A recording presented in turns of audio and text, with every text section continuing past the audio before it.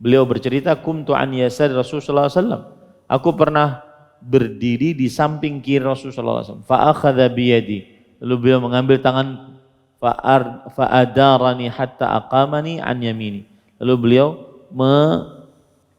memutarkanku sampai aku berdiri di samping beliau.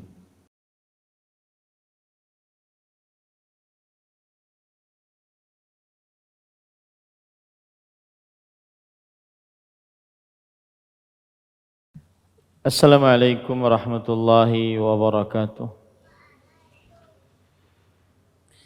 Bismillahirrahmanirrahim.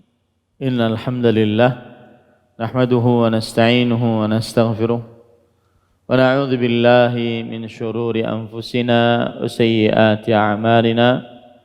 Man yahdihillahu fala mudilla lahu wa man yudlil fala hadiya lahu. وأشهد أن لا إله إلا الله وحده لا شريك له وأشهد أن محمدا عبده ورسوله يا أيها الذين آمنوا اتقوا الله حق تقاته ولا تموتن إلا وأنتم مسلمون يا أيها الناس اتقوا ربكم الذي خلقكم من نفس واحدة وخلق منها زوجها وبث منهما رجالا كثيرا ونساء واتقوا الله الذي تساءلون به والأرحام إن الله كان عليكم رقيبا يا أيها الذين آمنوا اتقوا الله وقولوا قولا سديدا يصلح لكم أعمالكم ويغفر لكم ذنوبكم ومن يطع الله ورسوله فقد فاز فوزا عظيما أما بعد فإن أصدق الحديث كتاب الله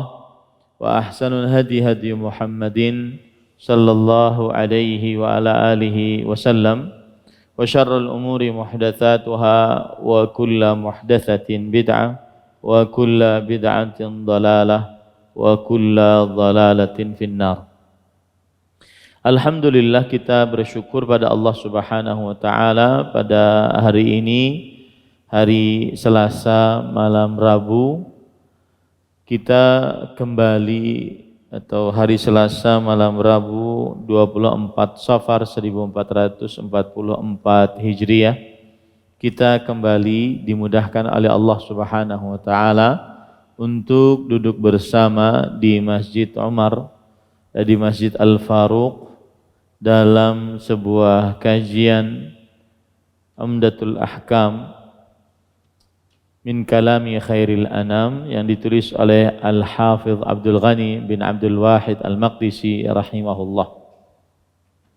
Salawat dan salam semoga selalu Allah berikan kepada Nabi kita Muhammad sallallahu alaihi wa ala alihi wasallam, pada keluarga beliau, para sahabat, serta orang-orang yang mengikuti beliau sampai hari kiamat kelak. Dengan nama-nama Allah yang husna dan sifat-sifatnya yang mulia, kita berdoa, Allahumma inna nas'aluka ilman nafi'an wa rizqan tayyiban wa amalan mutaqabbala. Allahumma amin.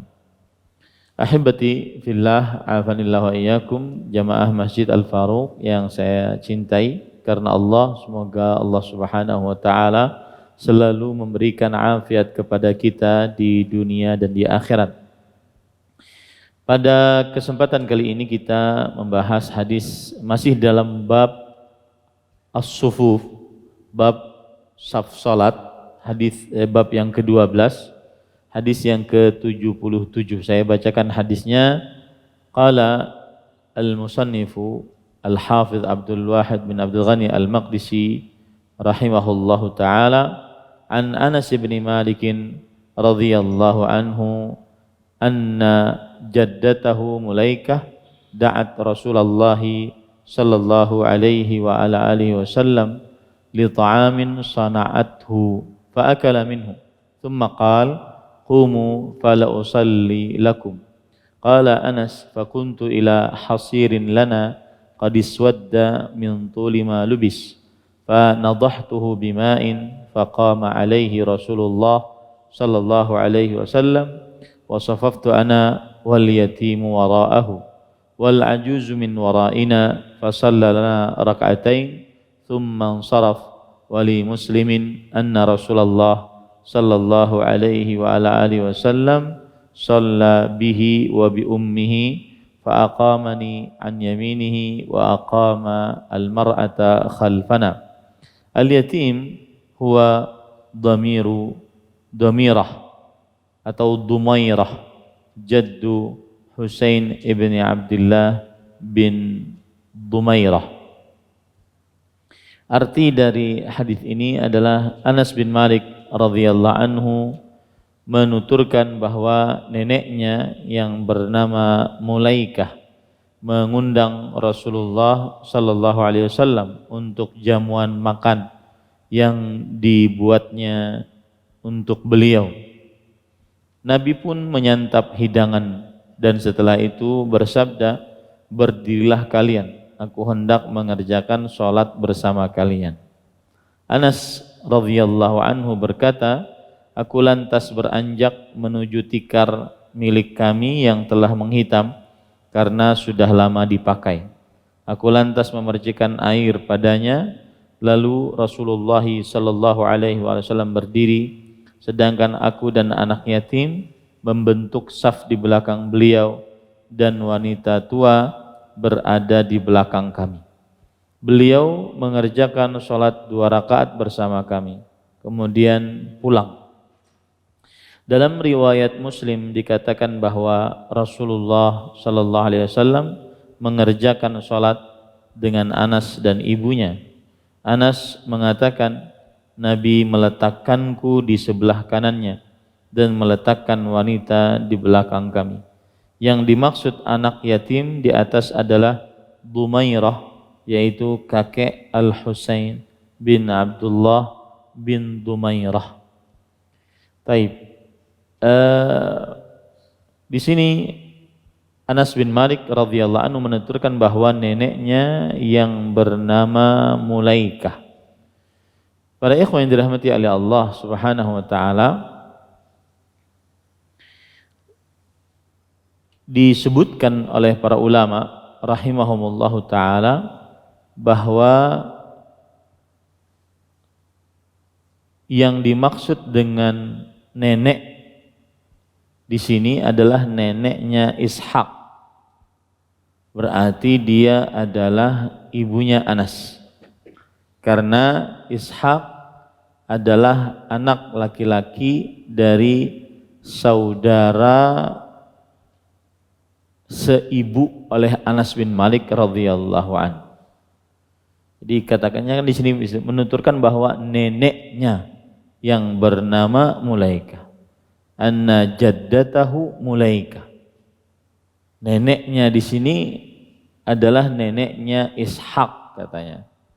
Dijelaskan oleh para ulama rahimahumullah. Neneknya yang dimaksud di sini adalah neneknya Ishaq. Yang jelas tidak terlalu penting untuk kita karena tidak ada kaitannya dengan hukum fikihnya. Neneknya yang bernama Mulaikah mengundang Rasulullah sallallahu alaihi wasallam untuk jamuan makan yang dibuatnya untuk beliau. Dibuatnya di sini maksudnya adalah neneknya tadi untuk Nabi Muhammad sallallahu alaihi wasallam. Dan ini menunjukkan bahwa Nabi Muhammad sallallahu alaihi wasallam datang ke rumah itu karena undangan makan tadi. Datang ke rumah itu karena undangan makan tadi. Bukan karena ingin sholat bersama mereka. Bukan karena ingin sholat bersama mereka. Maka akhirnya Nabi Muhammad SAW kemudian datang ke rumah tersebut dan sholat bersama orang-orang yang ada di dalam rumah tersebut. Imam Ibnu Daqiq al-Aid rahimahullah berkata, fihi dalilun ala ma kana alaihi Nabi sallallahu alaihi wasallam min at-tawadhu. Ini menunjukkan tawadhu'nya Nabi untuk datang ke rumah orang miskin dari sahabat Rasul sallallahu alaihi wasallam. tawadhu'nya Nabi untuk datang ke rumah siapa? Orang miskin. Kemudian wa ijabatu da'wati da'i.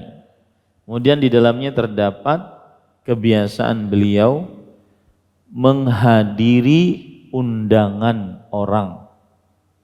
Kebiasaan Nabi Muhammad SAW menghadiri undangan orang.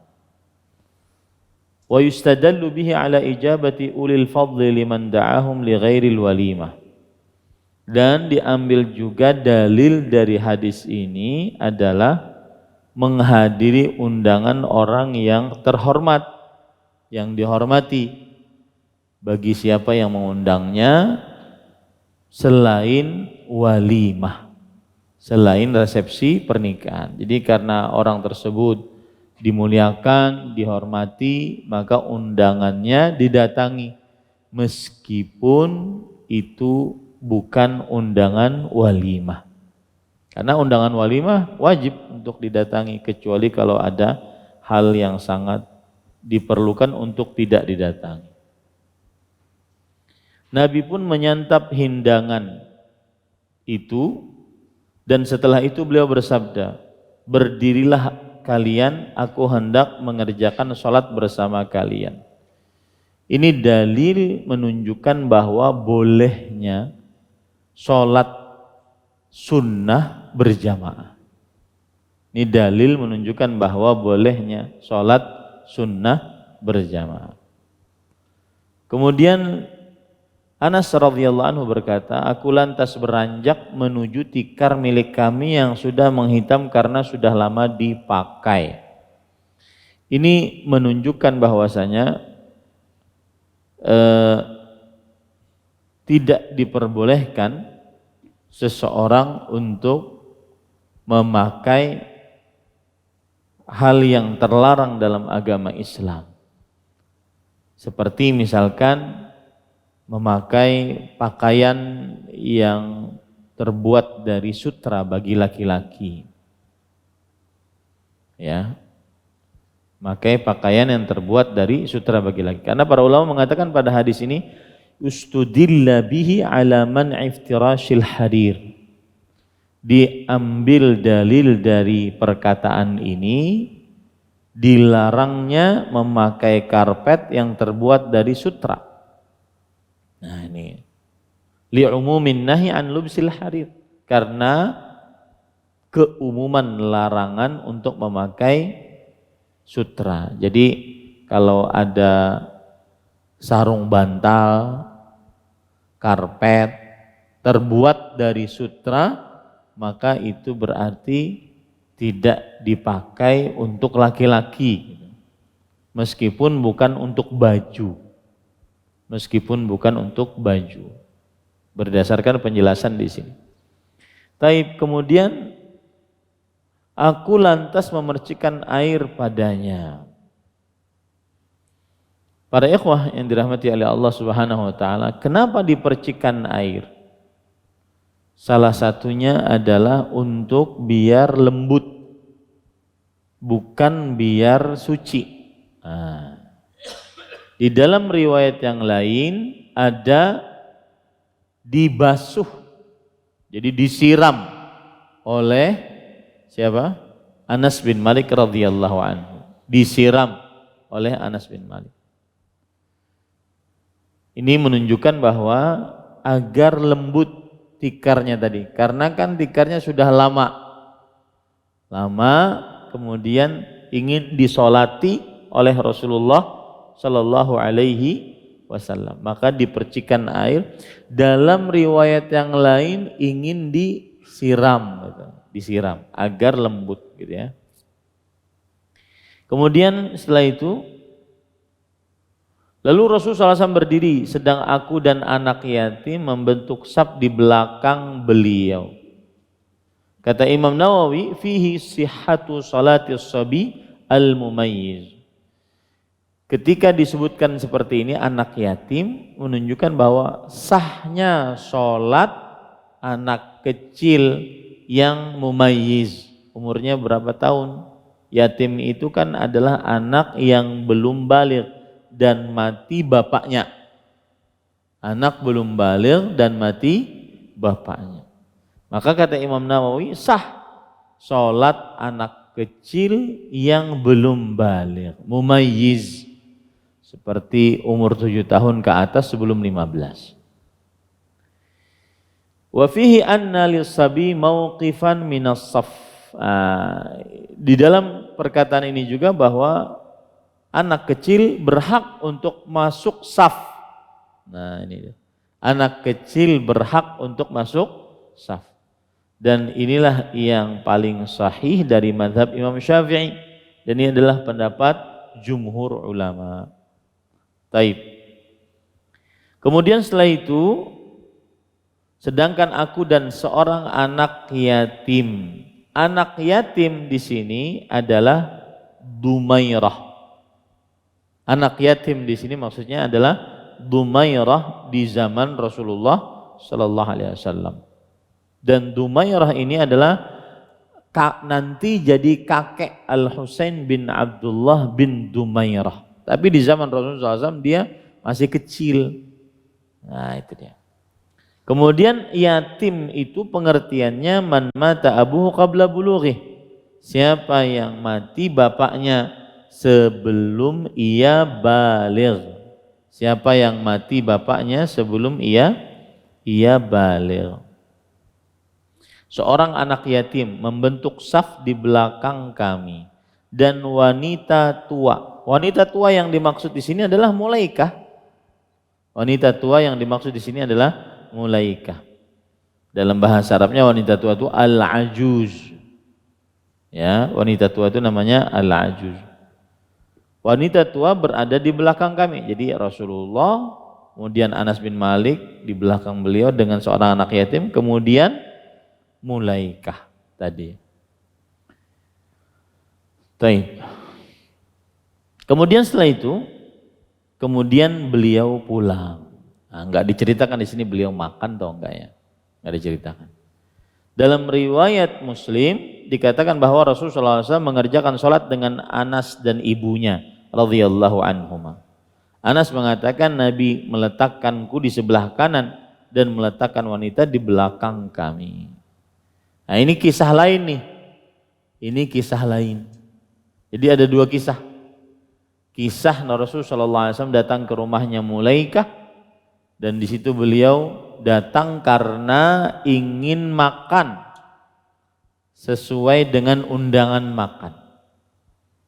Dan akhirnya beliau sholat. Beliau jadi imam, Anas bin Malik radhiyallahu anhu dan seorang anak yatim di belakang imam. Kemudian di belakangnya lagi Mulaikah sang perempuan tadi. Kemudian kisah lain Rasulullah SAW datang ke rumah Anas bin Malik radhiyallahu anhu. Lalu yang ada di dalam rumah itu cuma Anas radhiyallahu anhu dan ibunya radhiyallahu anha. Ibu Anas bin Malik radhiyallahu anha. Nah, kemudian karena cuma ada dua, berarti makmumnya dua, Anas dan ibunya. Maka di sini ada Rasulullah, ada Anas bin Malik sebelah kanan, baru ibunya di belakang. Ada Rasulullah, ada Anas bin Malik sebelah kanan, baru ibunya di belakang. Nah, ini hadis yang ke-77. Ini hujan-hujan ini nyaman guring gitu. Ya. Taib.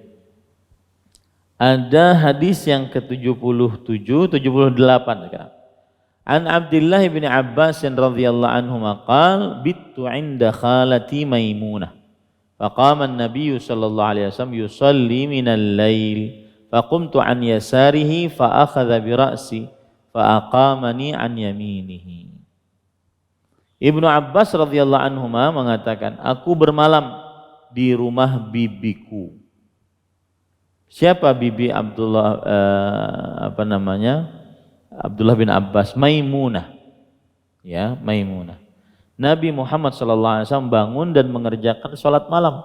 Aku lalu berdiri di sebelah kirinya, maka beliau pun memegang kepalaku dan meletakkanku di sebelah kanannya. Taib. Ibnu Abbas namanya Abdullah bin Abbas. Lebih dipanggil dengan Ibnu Abbas, anak Abbas. Karena Abbas itu terkenal paman Nabi Muhammad sallallahu alaihi wasallam. Kalau kita buka sejarah Nabi Muhammad sallallahu alaihi wasallam, maka sejarah keluarga beliau ya. Maka paman Nabi itu, para ikhwan yang dirahmati oleh Allah, kan Nabi Muhammad bin Abdullah. Abdullah itu punya saudara. Saudaranya ada yang Muslim, ada yang kafir. Abdullah punya saudara Hamzah. Kemudian punya saudara Al-Abbas. Ini yang Muslim. Hamzah dan Al-Abbas. Abdullah juga punya saudara Abu Talib. Abu Talib. Kemudian punya saudara juga Abu Lahab. Nah, ini semuanya adalah saudaranya Abdullah. Ini paman-paman Nabi Muhammad sallallahu alaihi wasallam. Nah, Ibnu Abbas adalah anak paman berarti. Kenapa dikenal dengan Ibnu Abbas? Karena pamannya mempunyai kedudukan. Paman itu kan seperti bapak gitu ya. Nah, Ibnu Abbas radhiyallahu anhuma mengatakan, aku bermalam di rumah bibiku. Ibnu Abbas ketika zaman Rasul sallallahu alaihi wasallam beliau masih muda. Ya. Rasul sallallahu alaihi wasallam wafat umurnya masih 20-an. Aku bermalam di rumah bibiku Maimunah. Maimunah di sini adalah istri Nabi Muhammad sallallahu alaihi wasallam. Saya sebutkan beberapa istri Nabi ya.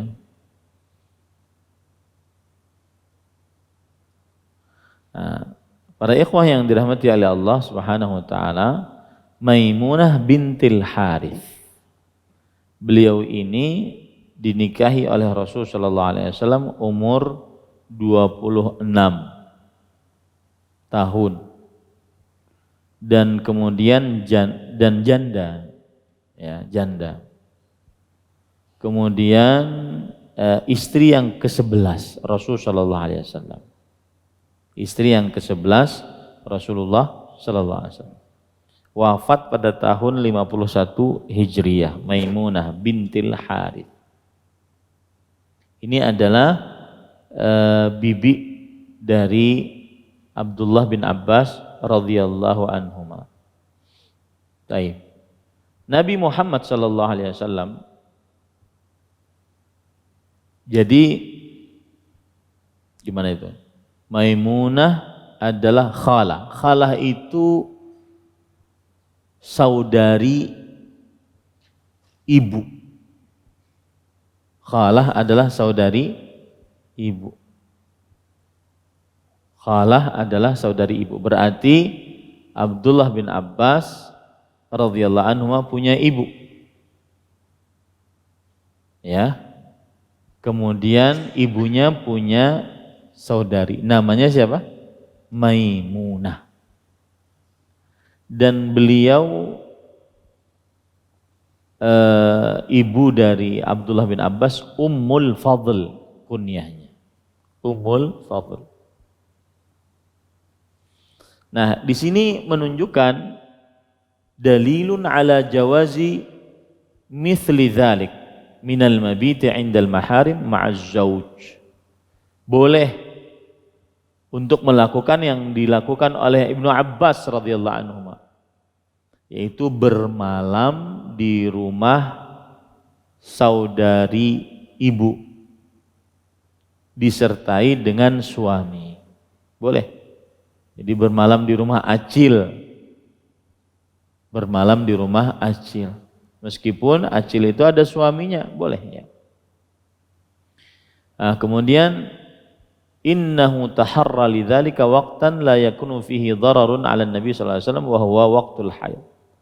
Nah, ada yang mengatakan bahwa Abdullah bin Abbas suka bermalam di rumah bibinya, acilnya, saat memilih waktu yang tepat.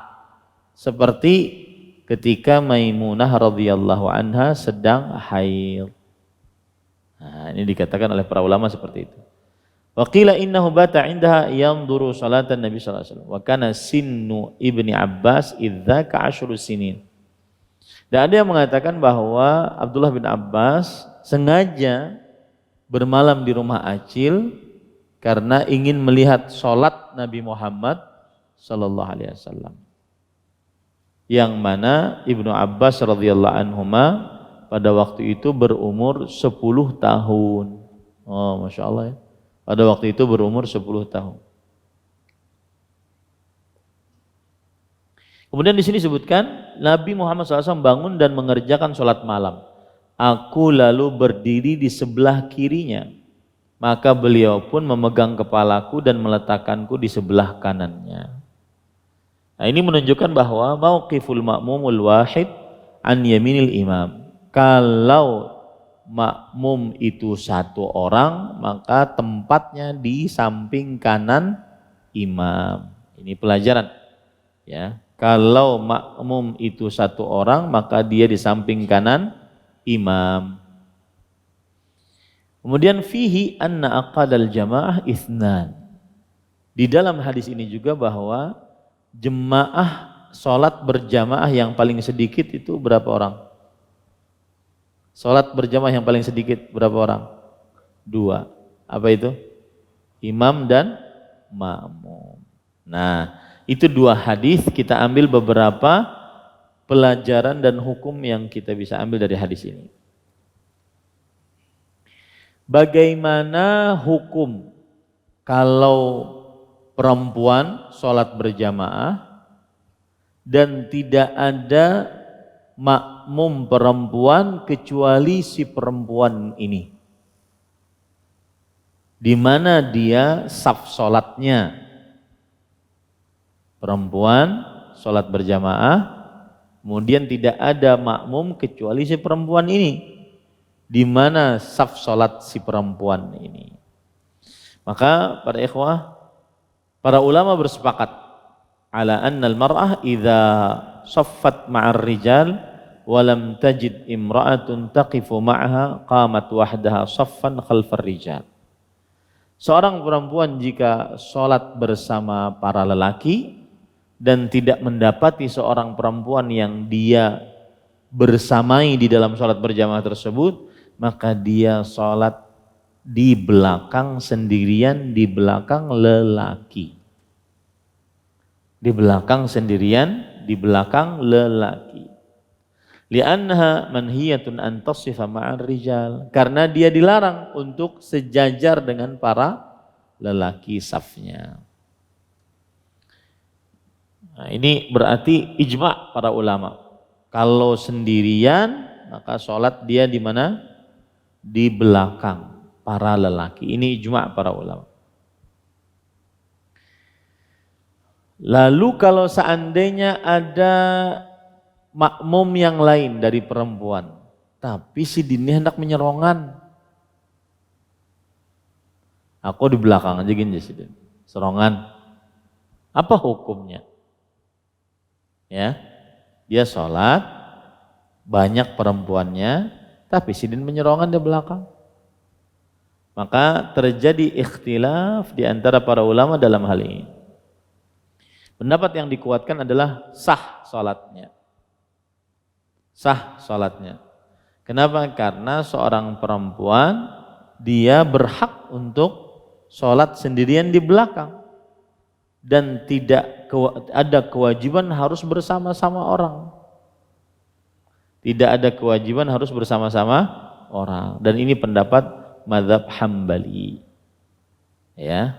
Jadi kalau seandainya pian di masjid, misalkan para perempuan di belakang di masjid, kemudian ada perempuan sap, ternyata ada ibu-ibu serongan di belakang, maka menurut pendapat yang kita kuatkan, salatnya apa? Sah, boleh. Ya. Taib. Para ikhwan yang dirahmati oleh Allah Subhanahu Wa Taala. Permasalahan selanjutnya, hukum perempuan sholat di samping laki-laki atau bahkan di depan laki-laki. Bisa nggak terjadi itu? Bisa. Di masjid mana? Masjid Nabawi. Atau pas sholat Idul Adha, Idul Fitri. Kadang terlambat datang. Jalan menuju ke dalam sudah tutup. Kadang muat lagi. Sholatnya di depan lelaki atau sejajar dengan lelaki. Pendapat yang dikuatkan adalah sholat perempuan di depan lelaki atau di samping lelaki makruh hukumnya, tapi sah sholatnya. Makruh hukumnya tapi sah sholatnya. Dan ini adalah pendapat jumhur, ya, bahwa sah sholatnya apalagi dalam keadaan darurat, terpaksa. Seperti yang terjadi pada musim haji di Masjidil Haram, Masjid Nabawi, ya. Nah, lalu bagaimana yang terjadi seperti itu? Kan banyak tuh di Masjidil Haram. Ya, maka jangan berdampingan. Ya. Tapi lebih baik dia memutuskan. Jadi kalau ada laki-laki, ada perempuan, nggak ada tempat nih laki-laki, jangan di sampingan, di depannya atau di sampingnya, jangan pas bersampingan. Ini kan pernah dibahas oleh orang-orang liberal yang mengatakan laki-laki dan perempuan sama, maka laki-laki perempuan dalam satu saf sama boleh. Maka asal hukumnya dia tidak diperbolehkan kecuali dalam keadaan darurat. Baik. Hukum apabila makmum satu orang, di mana si makmum berdiri?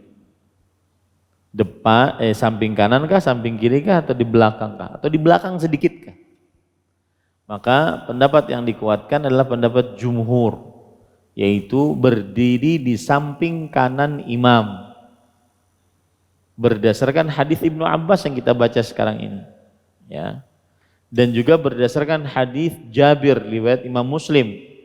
Beliau bercerita, kumtu an yasar Rasulullah SAW. Aku pernah berdiri di samping kiri Rasulullah SAW. Fa akhadha biyadi. Lalu beliau mengambil tangan fa'adarani hatta aqamani an yamini. Lalu beliau memutarkanku sampai aku berdiri di samping beliau. Thumma jaa Jabbar ibnu Sakhr fatawadda thumma jaa faqama an yasir Rasulullah SAW fa akhadha Rasulullah SAW biyadina jami'an fadafa'na anhu hatta aqamana khalfahu. Taib. Kemudian datang Jabbar bin Sakhr. Datang. Lalu setelah itu Jabbar ini di kiri, sendaga ulang sini di kiri lagi. Tadi sudah di kanan, di kiri, beliau ke kanan kan. Datang lagi beliau sholat di kiri.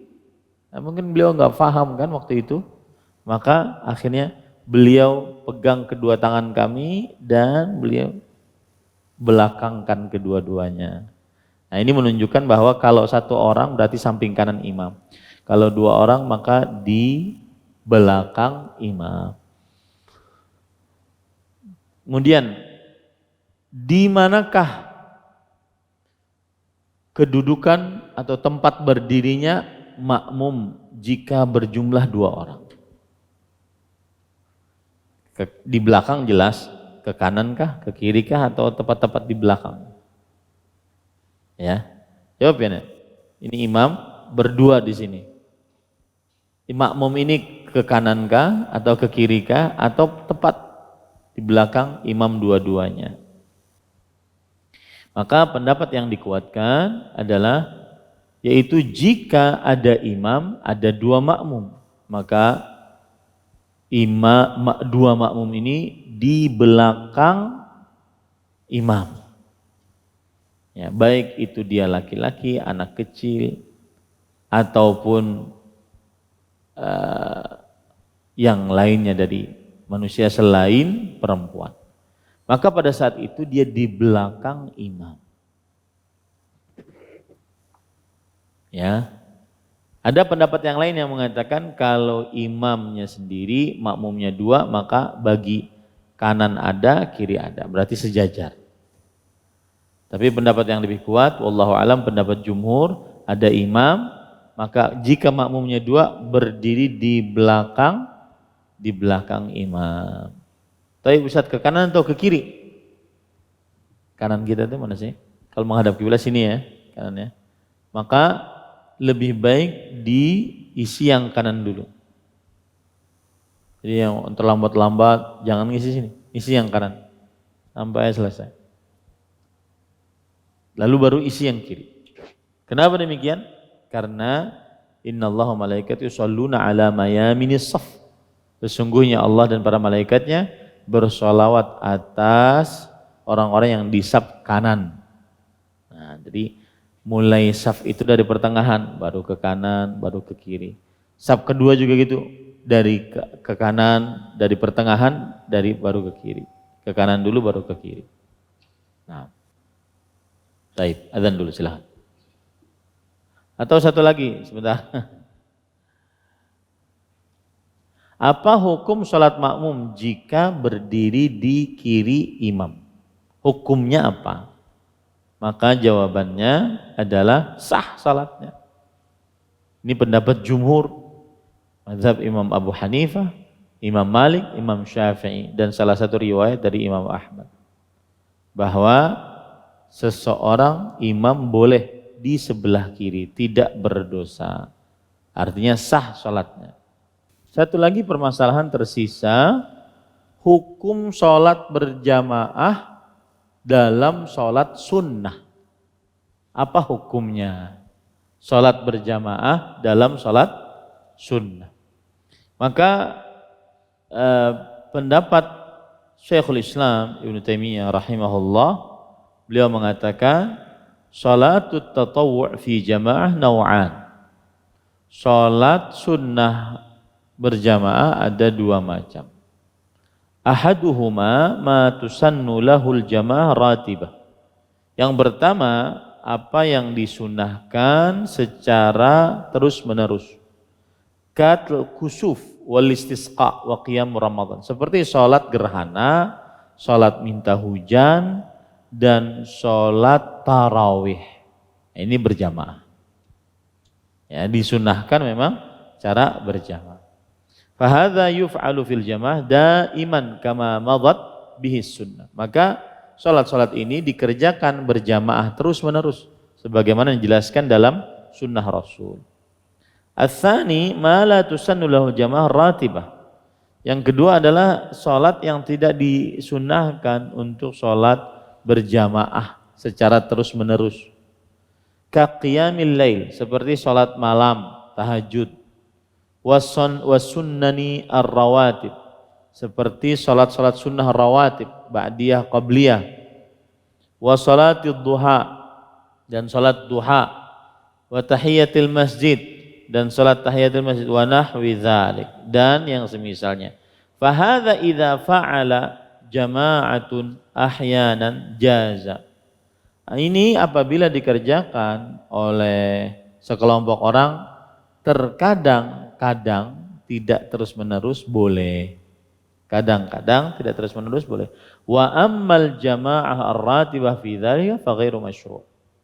Adapun kalau seandainya salat yang seperti itu dikerjakan terus-menerus, maka tidak disyariatkan.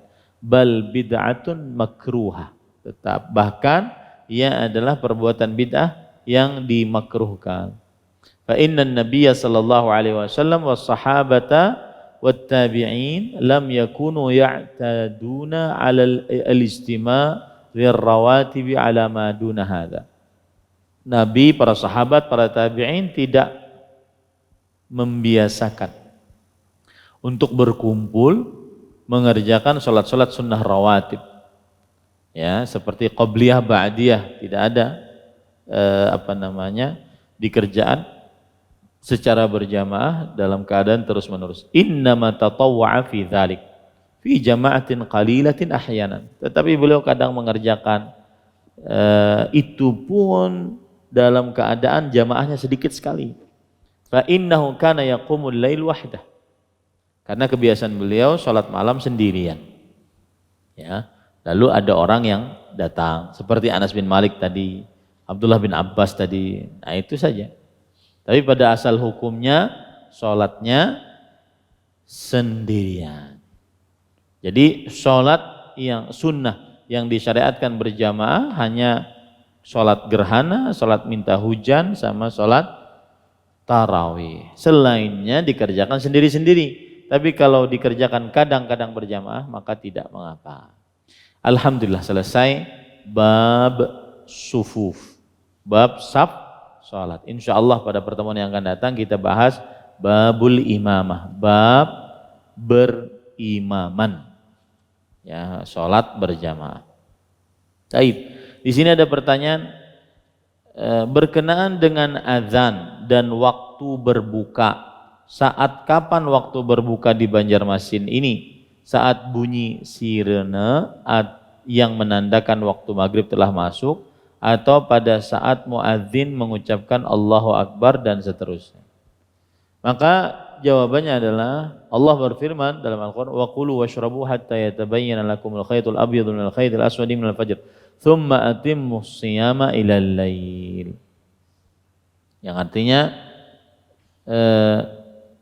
makan dan minumlah sampai terbit fajar, baru tidak boleh makan dan minum ketika berpuasa. Terang benang putih dari benang hitam, terang sampai waktu fajar tidak boleh. Kemudian berpuasalah sampai malam. Nah, tsumma atimmus syiyama ilal lail. Berpuasalah sampai malam. Jadi batasan berbuka itu adalah dengan terbenamnya matahari.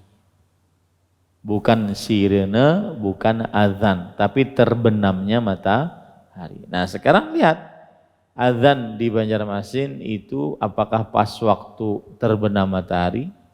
Juga sirene di Banjarmasin apakah terbenamnya matahari? Maka jika dia pas terbenamnya matahari berarti itu adalah waktu berbuka, baik itu sirene ataupun azan. Ya, wallahu a'lam. Pertanyaan selanjutnya, pada suatu hari saya sholat di sebuah musola di luar kota.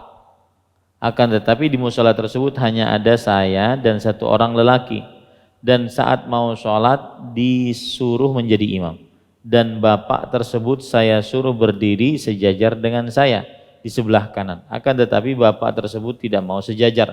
Gimana hukumnya sholat berjamaah tersebut? Nah, ini yang bertanya harus belajar bertanya. Tidak perlu cerita. Apa hukum sholat makmum sendirian sejajar dengan imam atau tidak sejajar dengan imam? Nah, selesai. Kedua usah musola di luar kota, bla bla bla. Ya, belajar untuk bertanya. Ya, apa hukum sholat makmum sendirian tidak sejajar dengan imam? Maka jawabannya adalah hukumnya sholatnya sah.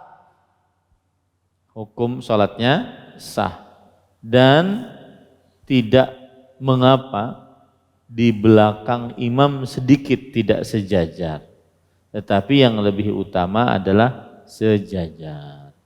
Karena hadis Abdullah bin Abbas tadi radhiyallahu anhu, beliau sholat di samping kiri Rasulullah SAW, lalu beliau dipegang oleh Rasulullah SAW kepalanya, kemudian diletakkan di samping kanan. Di situ kan ada kata-kata samping kanan. Coba lihat hadisnya. Faqumtu an yasri fa akhadha bi ra'si fa aqamani an yaminihi. Aku berdiri samping kiri, lalu Rasulullah SAW memegang kepalaku dan beliau memberdirikanku di samping kanan. Nah, ini semestinya sejajar karena sendirian, ya. Tetapi belum ada memang dalil yang terperinci apakah sejajar atau tidak. Maka saya katakan sholatnya yang tidak sejajar kalau imamnya satu, makmumnya satu. Sholatnya kalau tidak sejajar maka sah sholatnya, tetapi lebih utama sejajar. Wallahu a'lam. Nah, ada lagi yang ingin bertanya? Nah. Masih yang ingin saya tanyakan adalah pada waktu makmumnya satu sejajar kan Ustaz, kemudian ada makmum yang masbuk, yang makmum kedua. Apakah makmum kedua ini memposisikan kemana yang masbuk itu? Bagus pertanyaan.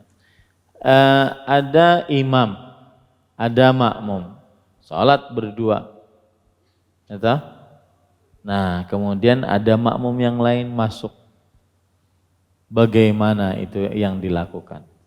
Maka asal hukumnya si makmum yang kedua dia ke kanan. Ke kanan dari makmum yang pertama. Berarti dua orang kan? Nah, ketika makmum sudah dua orang, imam tahu, maka pada saat itu dipegang ke belakang, disuruh ke belakang oleh si imam. Jadi jangan memain tapuk-tapukan. Ya. Kalau bertapuk-tapuk nanti ada yang tidak paham. Apa nyawa ini aku bayang. Bagi yang dilakukan oleh Rasulullah SAW tadi, ketika ada Ibnu Abbas sholat samping kanan, kemudian ada Jabbar samping kiri, beliau suruh ke belakang dengan tangannya. Nah begitu juga ketika ada kanan dua gitu ya, maka suruh ke belakang, berarti nanti dua-duanya belakang. Atau imam maju ke depan sedikit. Saya, wallahu a'lam. Lagi? Nah. Kalau misalnya dua orang ini saya mengucapkan bahwa dia sejajar bagaimana? Di belakang, tapi maunya tetap di belakang. Nah, kurang tepat karena hadisnya mengatakan bahwa Rasul Shallallahu Alaihi Wasallam meletakkan Abdullah bin Abbas di samping kanan, bukan di belakang. Tapi kalau di belakang juga gimana? Terjadi kayak itu nah. Salatnya sah salat. Tapi kurang afdal dia salat sendirian jadinya di belakang imam. Wallahu a'lam. Nah. Assalamualaikum. Dalam hadis Ibnu Abbas tadi kepala yang dipegang kan? Ini lewat depan apa lewat belakang? Samping dari kiri kan? Nah, kada disebutkan. Makanya ulun tadi mencontohkan dari belakang. Karena di depan ada sutranya. Sepertinya dari belakang. Tapi kita belum tahu ada riwayat. Ya, ada ustadz kita ahli hadis. Ya. Tapi di belakang. Ke belakang. Kan anak kecil dia umur 10-an tahun. Abdullah bin Abbas radhiyallahu anhu. Gak mungkin disampaikan sampai ke belakang. Nah, ada lagi? Cukup ya? Ini yang kita sampaikan dan insya Allah pada pertemuan yang akan datang kita membahas bab yang ke-13, bab imam. Ulun berpesan, ini kan kira-kira komplek ini sudah pada ikhwah ngaji ya, maka harus solid mengajinya. Jangan sampai mengajinya ketika ustadz luar datang saja. Harus solid mengajinya. Ya. Bahkan kalau perlu di absen, kemana ikam kededa. Dan bukan hanya di malam Rabu, ustadz-ustadz yang lain juga. Tapi kalau seandainya memang begawi malam Ustaz, ya sudah, jadi masalah. Tapi kalau koler, nah itu diajak. Ya, karena kenapa? Karena biar biar kita kampungnya di atas ilmu agama. Ya, saling mengajak dalam kebaikan. Wallahu a'lam. Ini yang bisa kita sampaikan. Sallallahu Nabi Muhammad walhamdulillahirabbil alamin. Subhanakallah bihamdik asyhadu an la ilaha illa anta astaghfiruka wa atubu ilaik. Wassalamualaikum warahmatullahi wabarakatuh. Terima kasih. Jazakumullah khairan wa barakallahu fikum. Video ini dibuat atas partisipasi dari donasi Anda. Semoga menjadi amal jariah bagi Anda semuanya.